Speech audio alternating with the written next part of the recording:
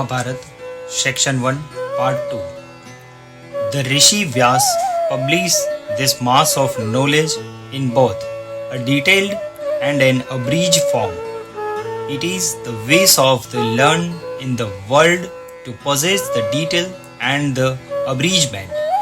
Some read the Bharata beginning with the initial invocation, others with the story of Astika, others with Uparichar, while some Brahmanas study the whole.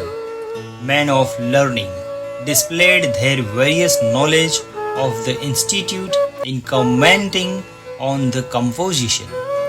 Some are skillful in explaining it, while others in remembering its contents. The son of Satyavati, having by penance and meditation analyzed the eternal Veda, afterward composed this holy history. When they had learned Brahmarshi of strict vows, the noble Dvaipayan Vyas, offspring of Parashar, had finished this greatest of narrations. He began to consider how he might teach it to his discipline, and the professor of 6 attributes, Brahma, the world's preceptor, knowing of the anxiety of Rishi Dvaipayan, came in person to place where the latter was the gratifying the saint and benefiting the people.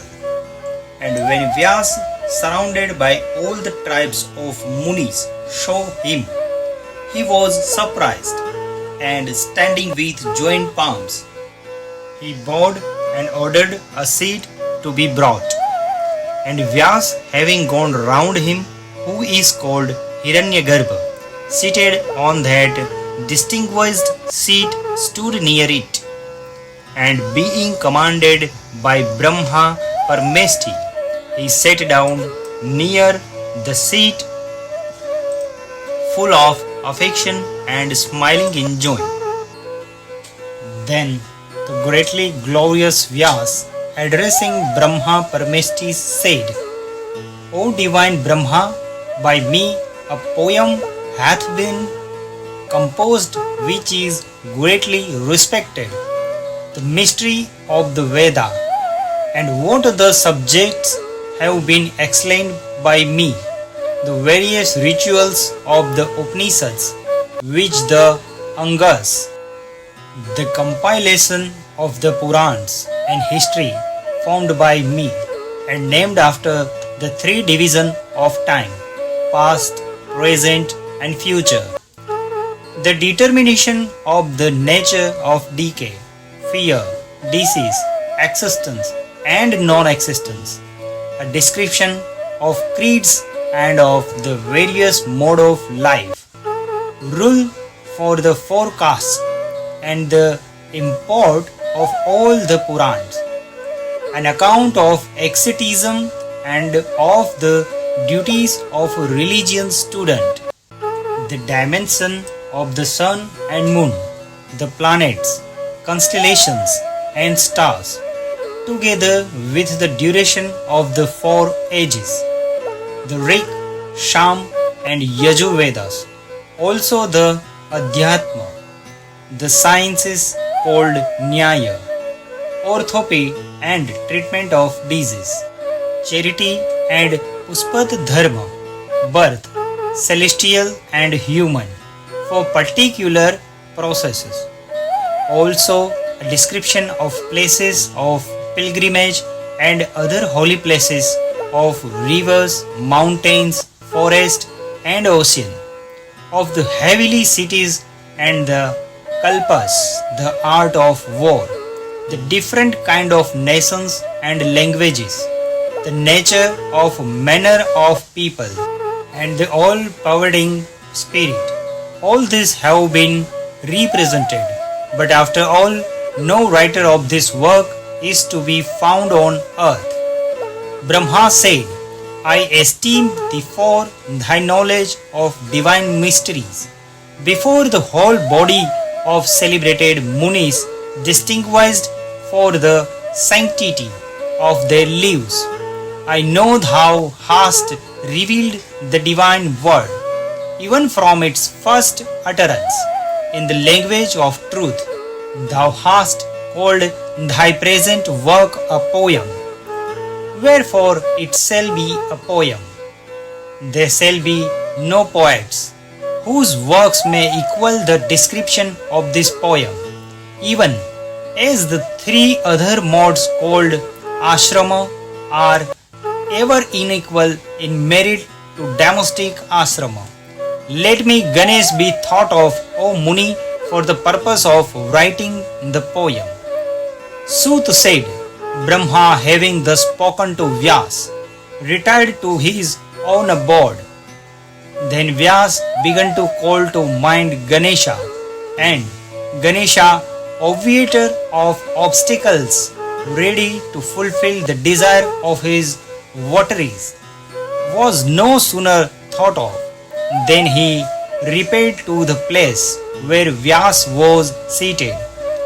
And when he had been saluted and was seated, Vyas addressed him thus, O guide of the Ganas, be thou the writer of the Bharata, which I have formed in my imagination, and which I am about to repeat.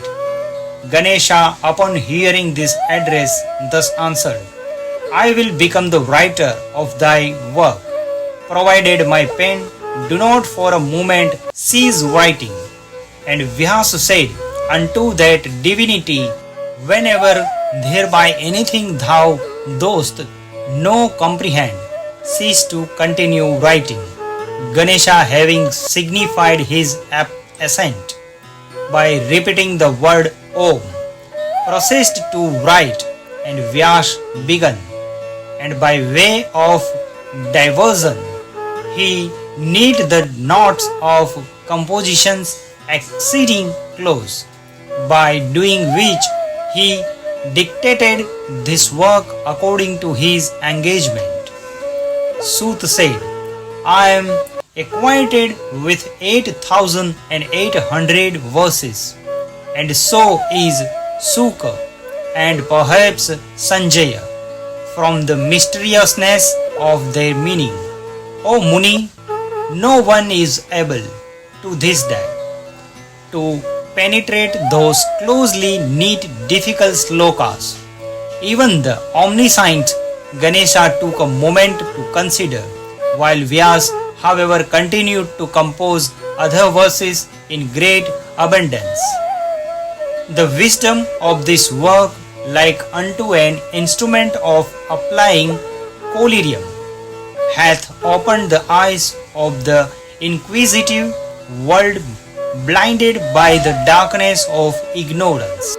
As the sun dispelleth the darkness, so doth the Bharat by its discourses on religion, profit, pleasure, and final release dispelleth the ignorance of men. As the full moon by its mild light expandeth the buds of the water lily, so this Purana, by exposing the light of the Sooth, hath expanded the human intellect by the lamp of history, which destroyeth the darkness of ignorance. The whole mansion of nature is properly and completely illuminated. This work is a tree, of which the chapter of contents is the seed. The divisions called Paulama and Astika are the root. The part called Sambhava is the trunk. The books called Sabha and Aranya are the roosting perches. The books called Arani is the knitting knots. The books called Virta and Udyoga, the pith. The book named Bhishma, the main branch. The book called Drona, the leaves. The book called Karna, the fair flowers. The books entitled Stri and Aishika, the refreshing shade. The book called Shanti, the mighty fruit. The book called Ashwamedha, the immortal sap. The denominated Ashramavashika, the spot where it groweth, and the book called Mausala is an epitome of the Vedas and held in great respect by the virtuous Brahmanas. The tree of the Bharata, inexhaustible to mankind as the clouds, shall be as a source of life and livelihood to all distinguished poets.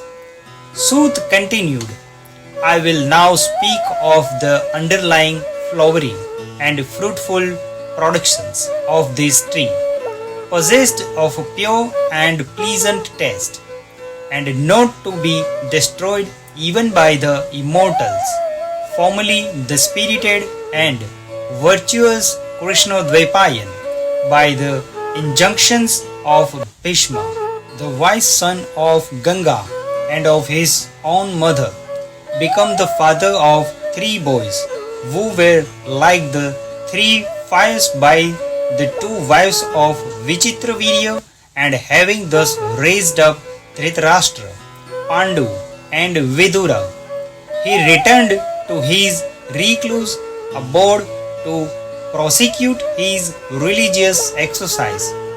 It was not till after these were born, grown up, and departed on the supreme journey that the great Rishi Vyas published the Bharata in this region of mankind, when being solicited by Janmenjaya and thousand of Brahmanas, he instructed his disciplined Vaisampayan, who was seated near him, and he sitting together with the Sadasyas recited the Bharata during the intervals of the ceremonies of the sacrifice, being repeatedly urged to proceed.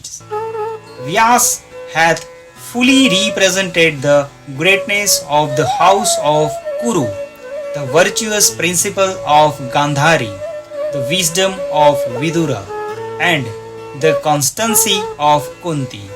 The noble Rishi hath also described the divinity of Vasudeva, the rectitude of the sons of Pandu, and the evil practices of the sons and partisans of Dhritarashtra. Vyas executed the compilation of the Bharata, exclusive of the episodes, originally in 24,000 verses, and so much only is called by learned as Bharata. Afterwards, he composed an epitome in 150 verses, consisting of the introduction with the chapter of contents. This he first taught to his son Suka, and afterward he gave it to other of his disciples who were possessed of the same qualifications. After that, he executed another compilation consisting of 600,000 verses. Of those, 300,000 are known in the world of the Devas, 1,500,000 in the world of the Pitris, 1,400,000 among the Gandharvas, and 100,000 in the religion of mankind.